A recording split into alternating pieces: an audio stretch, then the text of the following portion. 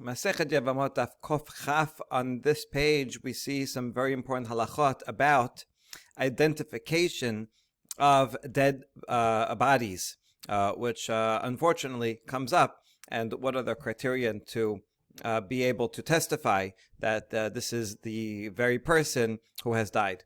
But we begin with the case of the Mishnah. Nityabemu umetu hayivamin asurin lehinase. Rabbi Elazar omer ho'il vehutru leyivamin hutru lechol adam. We're talking about a case of 4 brothers and 2 women. So we have brothers A and B are married to wife A and B. And then wife A says that her husband has died. Wife B says that her husband has died. The testimony of wife A is usable by wife A, but is not usable by wife B. And therefore, wife B cannot go and marry outside, because we cannot trust that she cannot trust the testimony of wife A, because that's her sister-in-law. Wife A can use her own testimony. However, she also has the reciprocal problem that she cannot trust the testimony of wife B, who may be lying. Even though they would be putting themselves in trouble, maybe they would do such a thing. Okay, that's the case so far. But then A and B go ahead and they do yibum with C and D, who are around, so that's fine.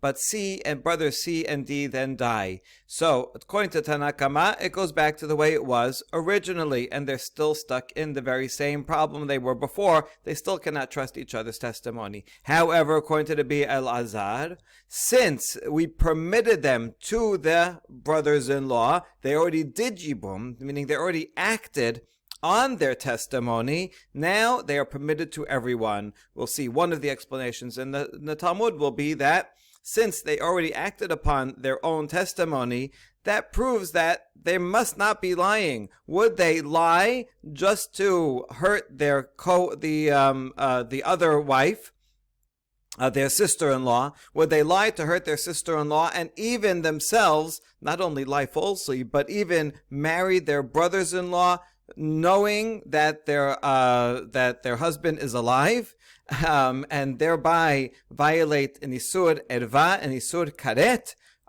Probably they would not do such a thing. No matter how much they hate their sister-in-law, they still wouldn't put themselves in such a terrible situation. And therefore, once they acted upon their own testimony, then they can the sister-in-law can use their testimony. Okay, we'll see. Now we have a question about Rabbi Elazar. My tamad Rabbi Elazar mishum de kasava sara me'ida lachaverta, or dilma mishum dehi lo mekalkela nafsha. So Rava is asking this very question. What is the reasoning of Rabbi Elazar? Is it because he thinks that rival wives, uses the example of rival wife, but here means all of those 5 relationships, like mother-in-law, sister-in-law, they all can give testimony for their other, for the other woman, and he doesn't agree with the entire concept that rival wives or other sister-in-laws are not believed against each other, that they would lie. He says no, they can testify, so he would dispute all of these cases. Or maybe only in this case here at the bottom, because she was a wife A who testified that her wife is dead, her husband is dead. She went ahead and actually married brother C. So she would not cause herself injury just to also cause injury to her sister-in-law. So that's the question. Which one is it a broader disagreement or a smaller disagreement? First we say, well, what would be a practical difference between the two? The question would be, can the other wife marry before, let's say A testifies that her husband is dead?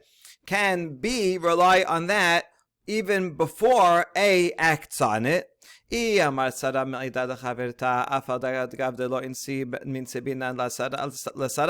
you say the first, more expansive disagreement, then and you say that even a co-wife can testify for her other co-wife or sister-in-law to her sister-in-law, even if A did not yet act on it and marry, nevertheless B can rely on it.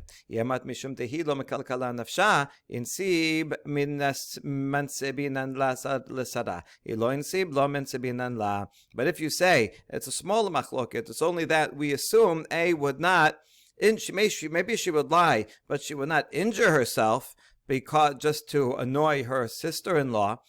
So then only if she actually acted on it and married, then we can allow B to use A. But if A did not yet marry and act on it, then B cannot yet use it. Okay, Mai. So what's the answer? We're going to have a couple of attempted proofs. The first one is from our Mishnah. Since they, A and B, remarried, did yibum with C and D, that's why now they're permitted to marry anyone, because now those are dead, and there was already, and A already testified that husband A is dead, and wife B already testified that wife B is dead. Now that they acted on it, we can trust them, so now all the brothers are dead, so therefore they can go and marry elsewhere. If you say the second reasoning, the more limited machloket, that she would not injure herself, then it makes sense why he said only because they married again, did yibum with C and D, now they can marry others, but they would have to wait. But if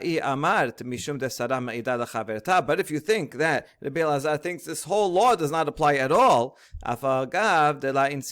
then even if A and B never did yibum with C and D, they should be allowed.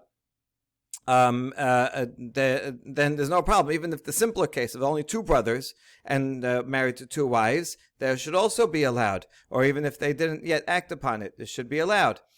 But in this Mishnah, it only says once they acted on it, only then it can be trust A and A trust B. Rather, it must be only because A acted on it and got married, therefore B can use A, and the other way around as well. Alright, it seems to be a pretty good proof, but we say not necessarily. Rabbi Elazar, could be Rabbi Elazar was only giving an argument in accordance with Tanakama. Rabbi Elazar was saying, for me, myself, I think that this whole law does not apply, and a co-wife can or sister-in-law can testify and be believed, that testimony be used by the other wife. And even if she doesn't act upon it herself, that's okay. We don't worry about people lying. But even according to you, that you do think that sister-in-laws cannot testify for each other, at least you should agree to me that if A actually acted on her own testimony and put herself in what would be a dangerous situation if she was lying, and so the fact that she married means that it must be true, and therefore we can rely on it, because she would not put herself in an injurious situation. That's what I was saying according to you, but really himself thinks the broader disagreement. And Rabbanan would answer them, even though it doesn't record the answer of Rabbanan here, they would answer, Tamot nafshi im pelishtim, not tamut. Tamot is the pasuk. We have the principle we've seen before, like Shimshon said, I don't mind killing myself as long as I kill the Pelishtim with me. So too, the hatred of a sister-in-law is so much that she would go ahead and marry an Isur Adva, with all the potential terrible ramifications should the husband come back. She would do all that and kill herself just to destroy her sister-in-law. Yes, so therefore we don't even trust it, even after she acts upon it herself. Okay, tempted proof number 2. אתה שמה, אישה שהלכה היא ובעלה למדינת הים, ובאה ואמרה מת בעלי, תינשא ותיטול כתובתה ושרתה אסורה. According to Tanakama, says a woman who she goes with her husband away, and she comes and says, my husband has died. We rely on it for her, and she can take her ketubah. But the co-wife is prohibited. Good, that's the regular case. Rabbi Elazar omer ho'il v'hutrahi hutra nami sarata. Rabbi Elazar, however, says no. If you were gonna once you permit A to remarry, so too the co-wife also you will allow to remarry based on the testimony of the first wife. So you see that Emma ho'il v'hutra v'niset. It says here ho'il v'hutra. Once we permit it, then already B can, the wife B can remarry. We don't have to wait till A actually acts upon it, but it could do it right away. And so this shows that Rabbi Elazar disagrees with the entire law and believes one sister-in-law for another. Isn't that a good proof? And we answer, not necessarily. Maybe reread it. Don't say that since she was given permission to remarry, but rather say she was given permission and in fact she married. Only when wife A actually goes ahead and marries based on her own testimony, then we will believe that testimony to allow wife B, but not otherwise. So there's actually no solid proof from this baraita. Now we ask about that to Rabbi Elazar.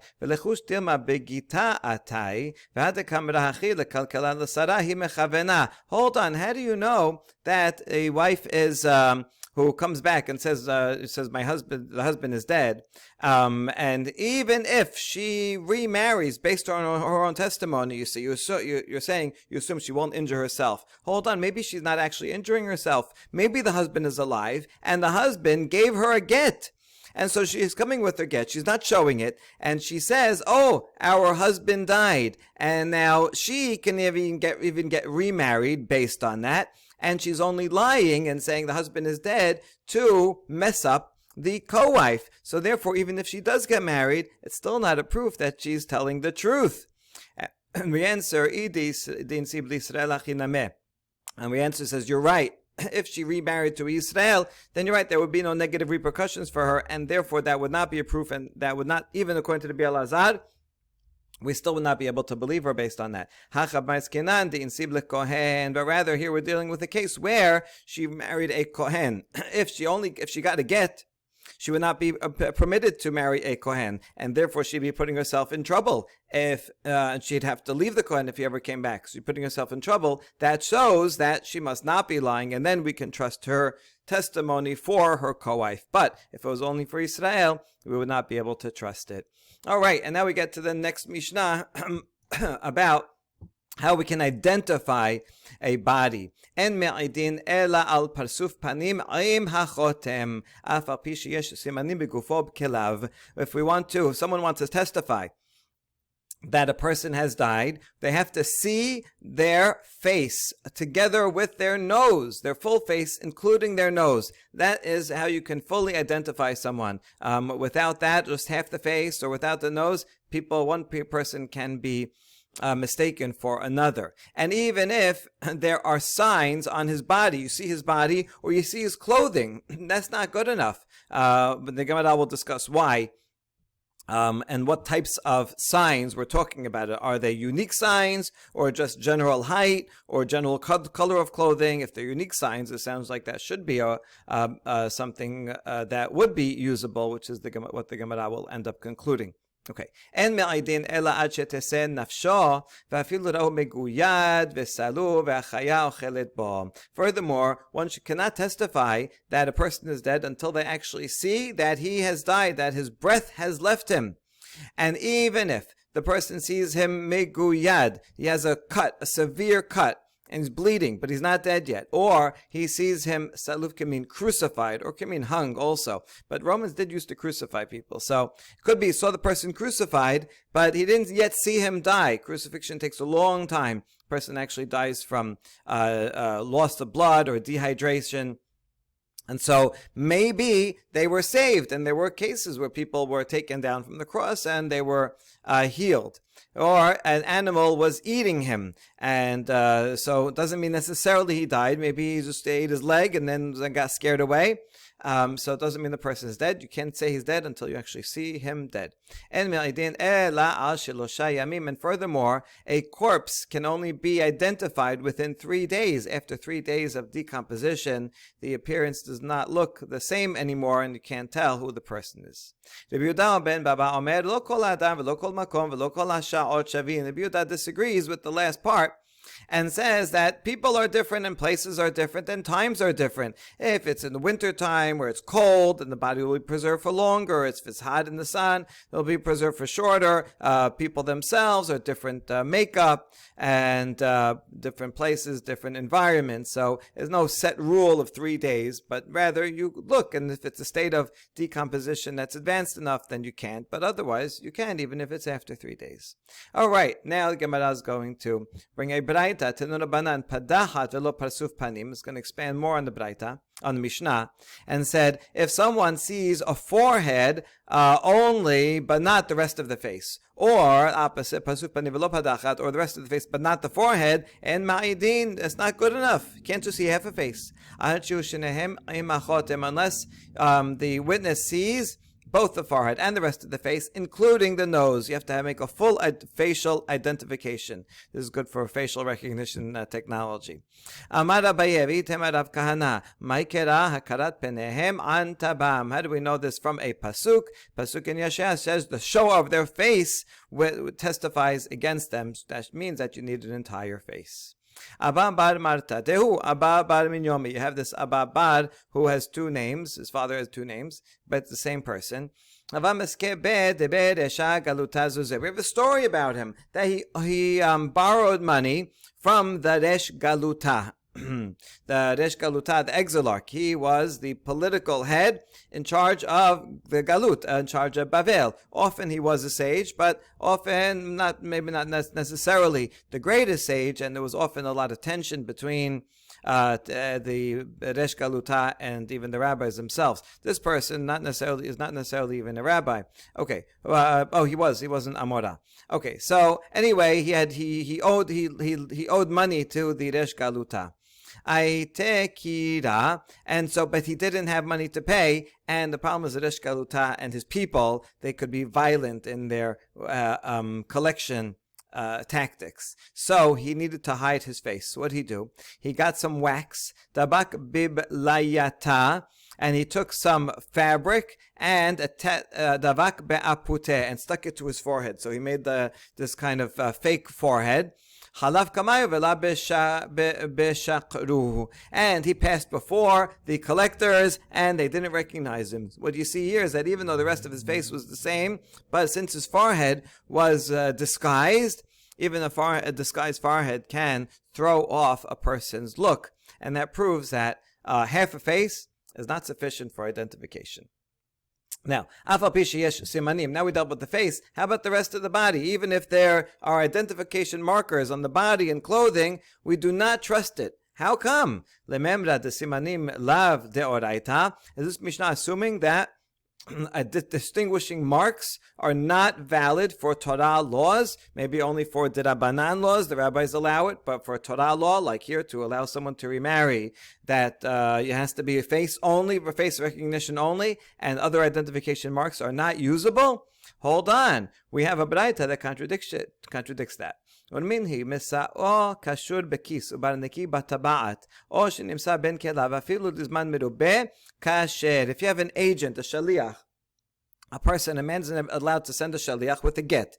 Take this get and give it to the wife. The shaliach has to hold on to it, know where it is the entire time. If he loses it on the street and then finds it again, it's no good, because how do you know that's the same get that you lost? Maybe this is a different get that happens to have the same people's names on it. You can't know for sure.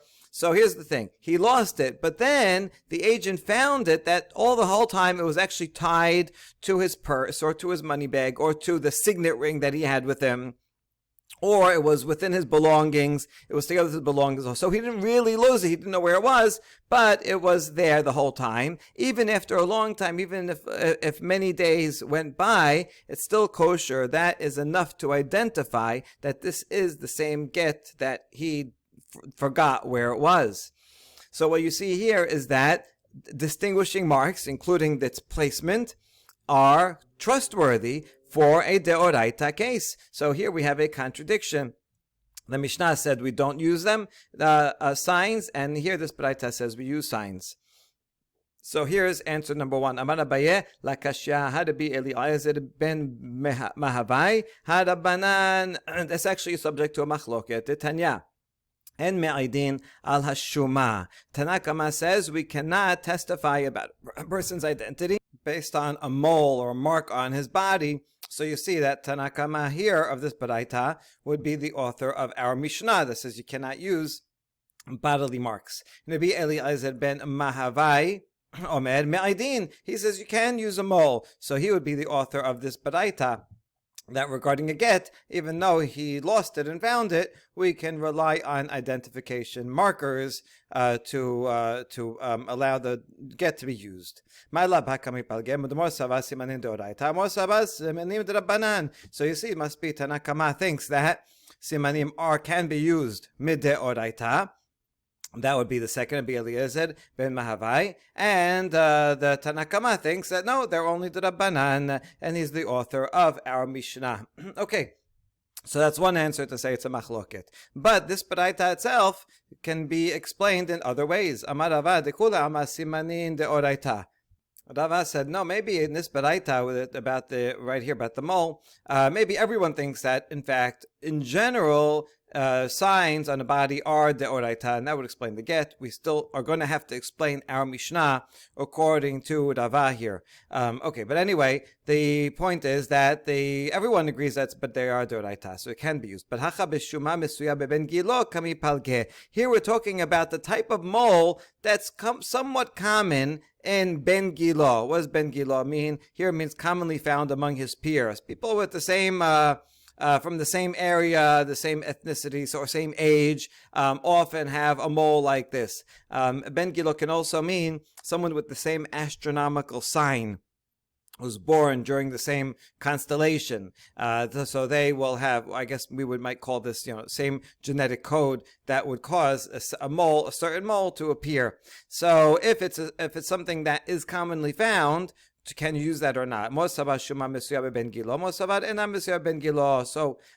one sage, meaning Tanna Kama, says these things are commonly found among many people of the same type, and therefore cannot be relied upon, whereas Rabbi Eliezer thinks that these are not commonly found, this type of mole is not commonly found and can be used. Machlok is about that type of mole. Okay, that's one version of Rava. Second version.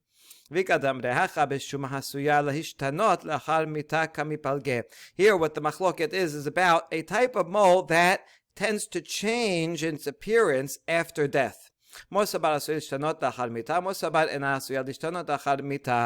Tanna Kama thinks that these types of moles do change after death, and therefore, just because you saw the person when they're alive, these spots are going to look different after they are dead, so they are not reliable. Whereas Eliezer says, no, these do not change, and you can rely on them. But they would agree that if it was a different type of mole that for sure didn't change, then they could rely on it.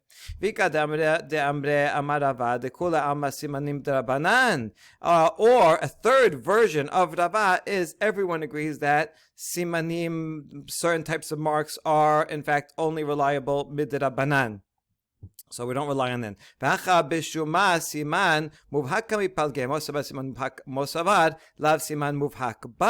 even if you say, in general, distinguishing marks are drabanan, if it's something that's unique, unambiguous, then one sage says that this mole is unambiguous and you can rely on it even according to Torah law. That when we say drabanan, that's talking about most markers, but something that is really distinguishing, that you can rely on that. That'll be Eliezer. Whereas Tanna Kama says, no, this type of mole is not distinguishing mark and therefore cannot be relied upon. Okay, now, so we had an answer according to Abaye, but now according to Rava, who says that everyone agrees they're deoraita, markers are deoraita,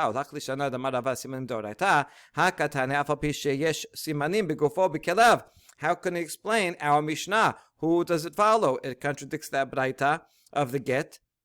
And you just said everyone thinks that simanim are deoraita. How come our Mishnah says you cannot rely on distinguishing marks on the body or on the type of clothing he was wearing? So the answer is, when the Mishnah said don't rely on distinguishing markers, it was assuming that we're talking about general ones, like gufo, daroch vegutz, either that his body is tall or short. You can't say, oh yeah, this person is 6 foot feet and this body is 6 feet tall, so it must be the same person. No, there are a lot of people that are 6 feet tall. That's not necessarily the same person. And how about his clothing? And you say, oh, I know this shirt. This is Mr. A's shirt. No, you cannot rely on it because maybe he lent it out to someone else, and it's the person who he lent it to that died. Shirts can be taken off and worn and can be borrowed. Good. Okay,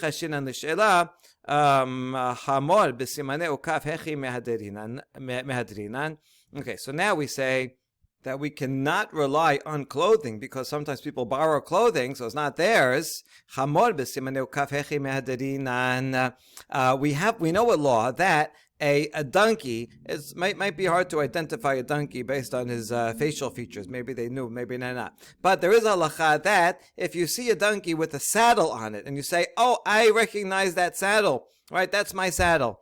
Then you can return the donkey because of the saddle. So why do we rely on that? Why don't we say that, oh, maybe the saddle was borrowed from one donkey owner to another and it's not actually his donkey? And the answer is, people do not borrow saddles because it will bruise the donkey. Saddles have to be custom made to each donkey's measurement. And so since these are items that are not ever borrowed, if you see a saddle, you can know the donkey belongs to the same owner as the saddle. And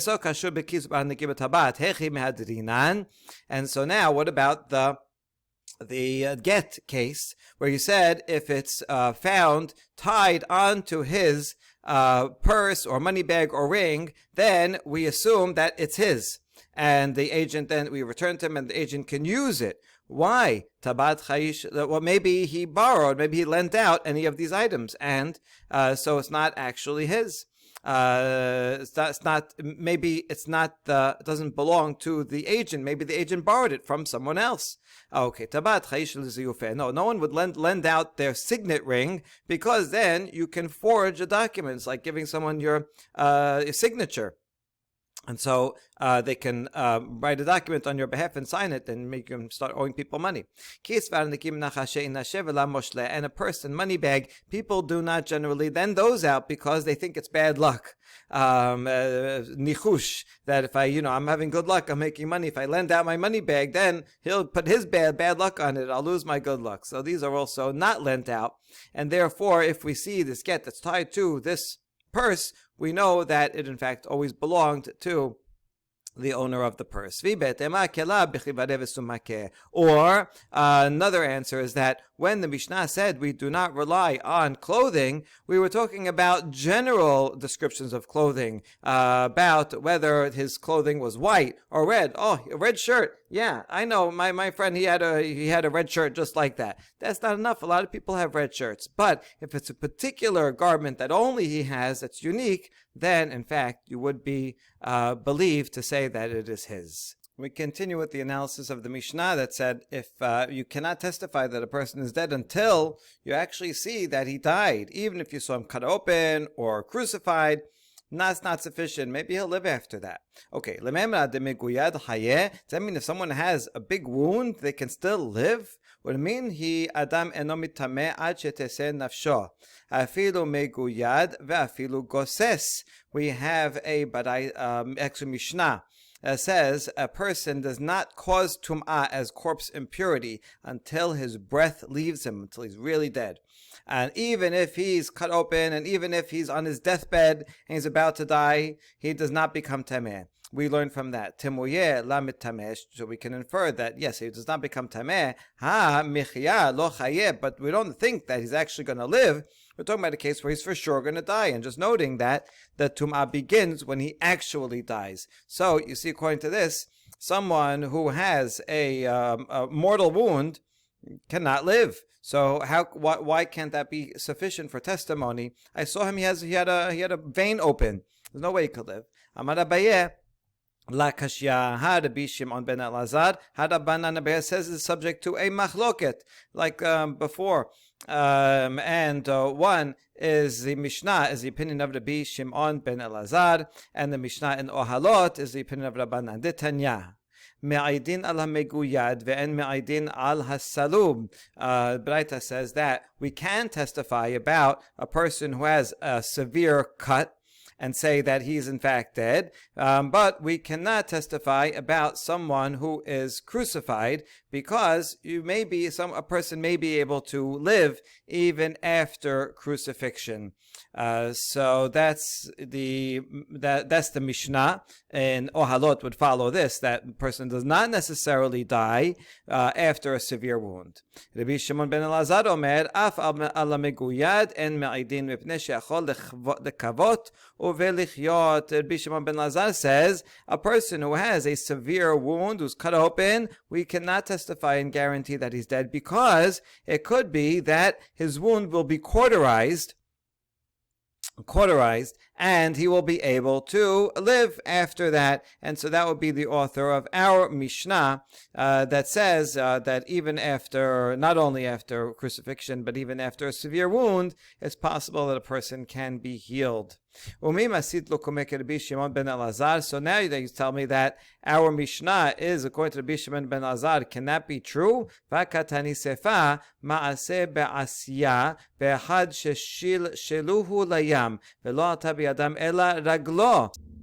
Can it be that our Mishnah is in fact according to Rabbi Shimon ben Elazar only? We're going to see in the next page, the Mishnah is going to teach that story about a person who was lowered down by a rope from a ship into the sea. I guess he was like scuba diving under there. And then when they lifted the rope back up, they got only his leg. Now the question is, did he survive or not? We must be talking about a case where we can't see the edge of the water. If we can see all the edges of the water, we can see, does he come out? If he doesn't come out, then he's dead. But if we can't see the edges of the water, then it could be that he swam to safety somewhere.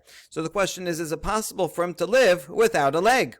And v'amru chachamim min harkuba ulma'la tinaseh min harkuba ulmata lo tinaseh. If the cut of his leg was between from his knee and above, between his knee and his thigh, then we assume he's dead, because no one can survive a big cut like that.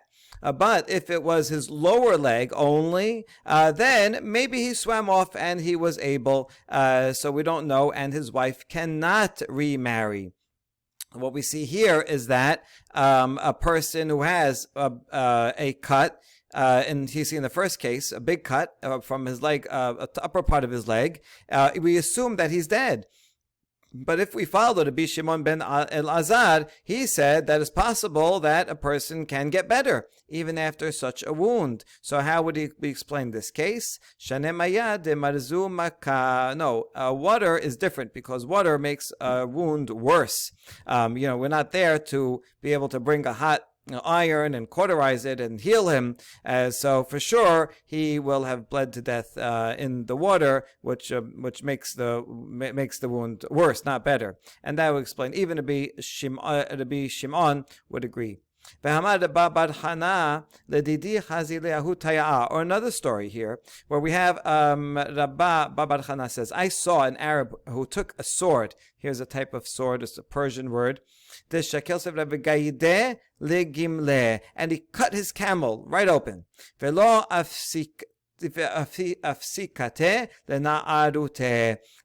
the camel died immediately. It didn't even have a chance to finish braying. It, like mid-breath, it died right away. So we see from here that a major wound, for sure, someone dies. So how could anyone say that someone can live, right? This is a challenge to our Mishnah that says it could be someone gets a wound but could be healed. Abaye says, no, that camel was a weak camel. It was already so emaciated that it was about to die anyway. So that's why it died right away. But otherwise, a healthy animal or a healthy person can survive even a severe wound. Rava Amar b'sakin melubenet v'divrei hakol. Going all the way back to our Mishnah and the contradiction in Naholot, Rava says our Mishnah that says that even if you see a severe wound, maybe the person can live. That's talking about where the wound was made with a white hot knife. That benefit of a hot knife, now we know, is that it will be sterilized, but furthermore, it will actually cauterize and stop the bleeding as it cuts.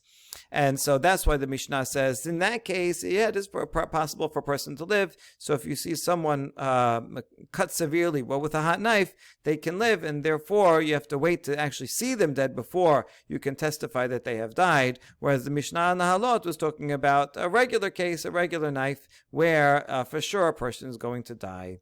All right, next part of the Mishnah says, "Ve'achaya ochelet." If he saw a wild animal eating a person, maybe he's not dead yet. Maybe he'll survive. Shemuel said, this is only talking about a case where the animal was eating a part of the person's body that it will not cause his soul to depart, wasn't his breath to leave him, like the lion was eating a person's leg. You can live without the leg. But if you saw a lion eating someone's heart or his intestines and he cannot live without them, then even if you just saw that, even if you didn't see him fully die, that's sufficient to allow the wife to remarry based on that testimony.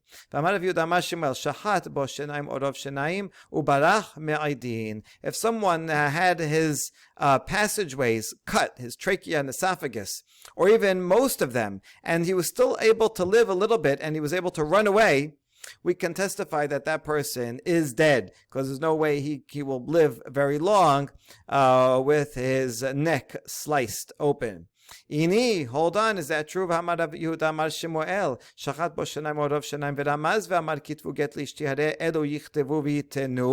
Shemuel himself said that if someone cut open both or the majority of the person's two throat passageways, but as he's not dead yet, he's able to, he can't talk, but he can sign with his hands and make a gesture that said, write a get for my wife and give it to her, because I want to make sure she has it.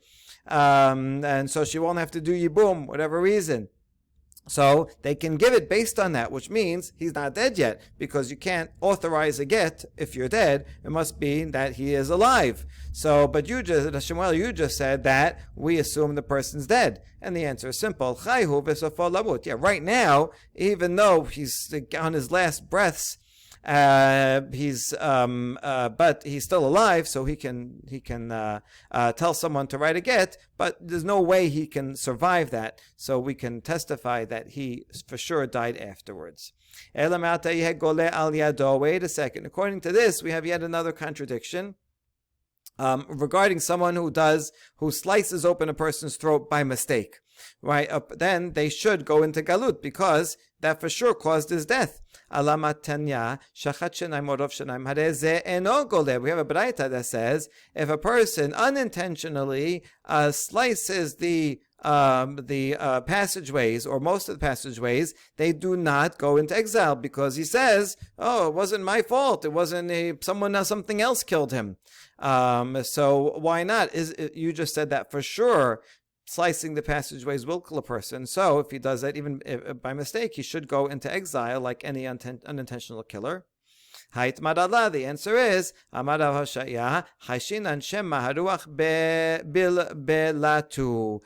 because we said about that, Rav Hoshaya said the reason why a person does not go into exile is because we say maybe it was the wind that came in and aggravated his condition, right? I only sliced the person's windpipe open, but that by itself didn't kill him. It was actually the wind that came and pushed open the wound further, and the wind is what actually finally killed him. So it's not fully my fault. It's not fully my action. It's not my fault anyway, because it was all accidental, but it wasn't my action directly that killed him, but the wind.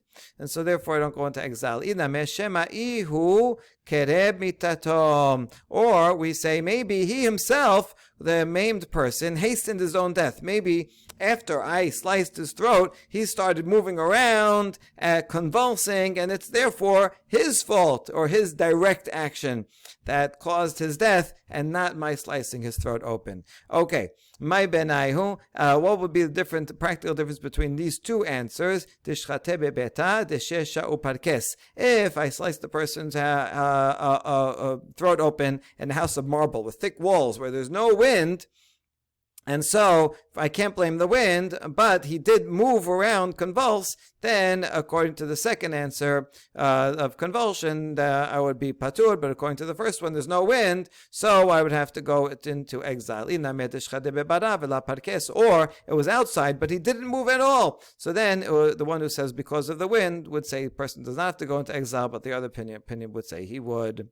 All right, and let's finish off the discussion of this Mishnah. Rabbi Yehuda Omer lo kol. Rabbi Yehuda said the Tanna Kama said 3 days. After 3 days of decomposition, you can't tell what a person looks like anymore. Rabbi Yehuda says no, everything is different. Depends on the weather. It depends on the person. Depends on the place.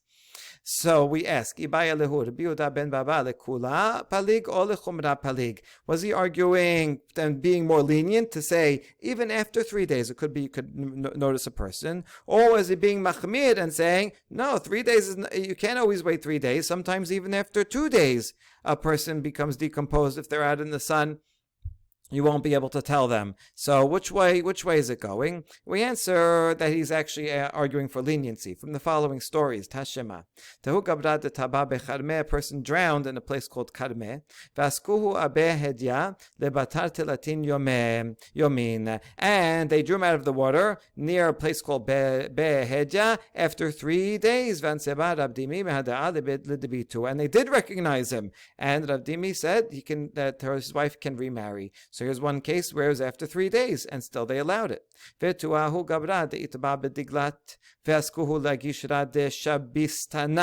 Or another person drowned near the Tigris, and they drew him out near the bridge of Shabistana.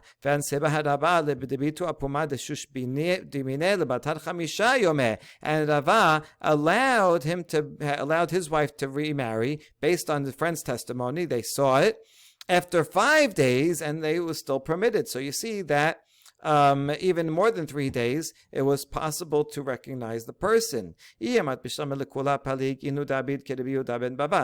if we say that Rabbi Yehuda ben Bava was arguing with Tanna Kama to be more lenient even after more than 3 days, then in those 2 cases, they were following Rabbi Yehuda ben Bava. So everything makes sense. But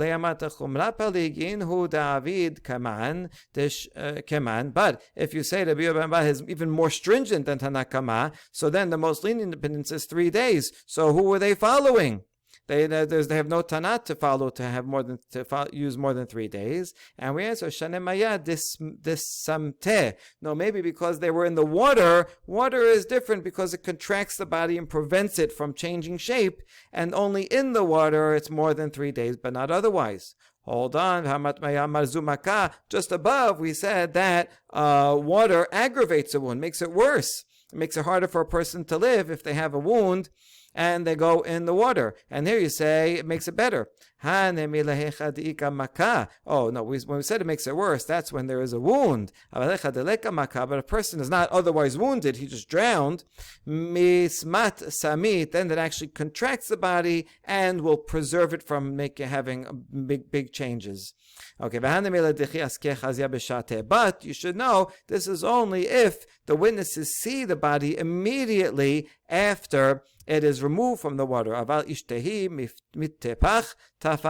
if you wait a while, then the body after it leaves the water will become bloated and not possible to identify. So it would have to be seen immediately. Baruch Adonai L'olam, amen v'amen.